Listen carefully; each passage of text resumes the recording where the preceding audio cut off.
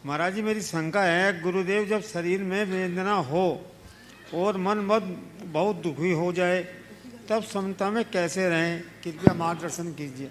बहुत अच्छा सवाल है। ये सवाल सबका है। वेदना तो सबको होती, क्या है, रोग हो या अन्य तरह की कोई परेशानी, किसी भी प्रकार की वेदना अगर मन में है, शरीर में हो, तो उससे अपने मन को अप्रभावित रखना एक बड़ी साधना है। और जो इसमें निपुण होता है वो बहुत मज़े में रहता है। मैं आपसे कहूँगा कि शरीर की कैसी भी वेदना अगर बीमारी है तो एक श्लोक को सदैव याद रखो, न मे मृत्यु कुतो भीति, न मे व्याधि कुतो व्यथा, ना हम बालो न वृद्धो हम, न युवै तानि पुद्गले। जब मेरी मृत्यु ही नहीं तो डर कैसा, और जब मुझे बीमारी ही नहीं तो व्यथा कैसी। न मैं बाल हूँ, न वृद्ध हूँ, न युवा हूँ, ये सब तन की परिणति है। आपके शरीर में कैसी भी वेदना हो, हर पल ये सोचो कि ये वेदना मुझे नहीं, शरीर में है। मैं स्वस्थ हूँ, मैं मस्त हूँ। क्या है? मैं स्वस्थ हूँ, मैं मस्त हूँ। स्वस्थ हो हम की उक्ति को बार बार दोहराइए। ये वेदना शरीर में, और ये वेदना जो आई है, ये पीड़ा आई है, बीमारी आई है, ये एक बहाना है कर्म के जाने का। मेरे अंदर बैठा हुआ असाता कर्म जा रहा है और जाते जाते अपने जाने का एहसास करा रहा है। जाओ, पिंड छूट रहा है। ये धारणा मन में बनाओ। बोलो ये बीमारी मेरे लिए बीमारी नहीं है, मेरे कर्म काटने का निमित्त है। दो तरह के लोग होते हैं, एक वे जो पाप को भोगते हैं, अधिकांश लोग, और दूसरे वे हैं जो पाप को काटते हैं। पाप को भोगना आम बात है और पाप काटना एक बड़ी कला। क्या है अंतर पाप भोगने में और पाप काटने में? तो अगर जीवन में कोई बीमारी हो, विपत्ति हो, विसंगति हो, विषमता हो, उससे विचलित होगे तो केवल पाप भोगोगे, क्योंकि इन सब का जन्मदाता पाप कर्म है। पाप कर्म के निमित्त से ये सब आए हैं, तुम भोग रहे हो। और भोगने में क्या हो रहा है? व्याकुल हो रहे हो। व्याकुल हो रहे तो क्या हो रहा है? नया पाप और लद रहा है। लेकिन पाप काटना क्या? चाहे कैसी भी विषम परिस्थिति आए, चाहे जैसी विपत्ति, बीमारी, विसंगति या विषमता हो, ये पाप कर्म का उदय है, सब ठीक हो जाएगा, ये मेरा स्वभाव नहीं है। मन में इस तरह का भेद विज्ञान रखते हुए धैर्य धारण कर लो, पाप कट जाएगा। पाप कटेगा।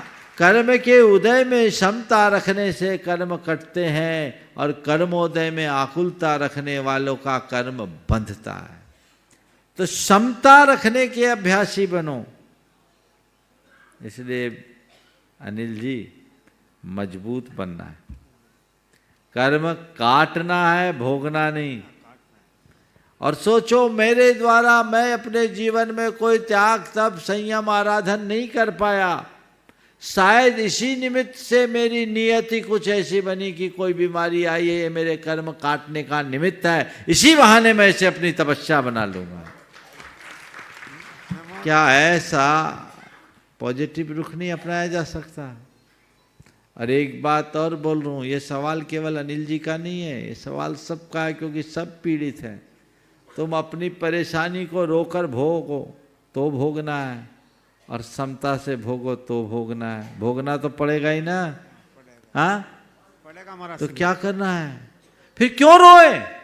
स्वीकार करो, उसके प्रति सकारात्मक बनो, उसमें अपना पॉजिटिव दृष्टिकोण, एटीट्यूड डेवलप कर लो। ये मेरी तपस्या है।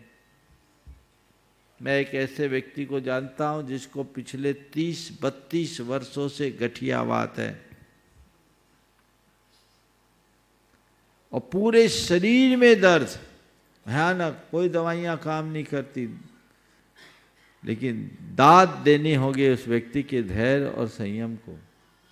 दूसरा होता तो अपनी बीमारी से तंग आकर सुसाइड भी कर सकता। उसने कहा, मेरी इच्छा थी आपकी तरह मोक्ष मार्ग में निकलने की, मेरे परिवार के लोगों ने मोहवश मेरा विवाह कर दिया, शायद मेरी प्रणति इसी तरह तपस्या करने की थी, अब मैं सह रहा हूँ और अपने कर्म को काट रहा हूँ। 32 साल हो गए गठिया बात की इस वेदना को भोगते हुए, पर वो उसको भी सह रहा है ना ये अतुल पराक्रम, ये पुरुषार्थ है। मन में धैर्य नहीं खोना, विचलित नहीं होना।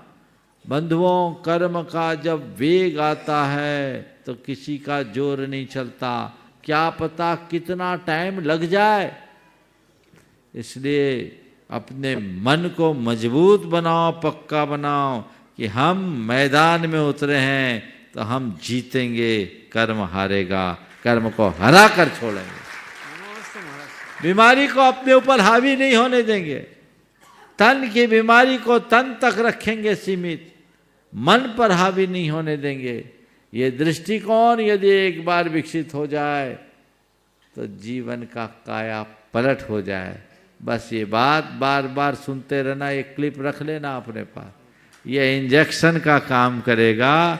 ऐसी डोज जब मन बुझने लगे तो फिर खिल उठेगा। मन बुझता नहीं गुरुजी।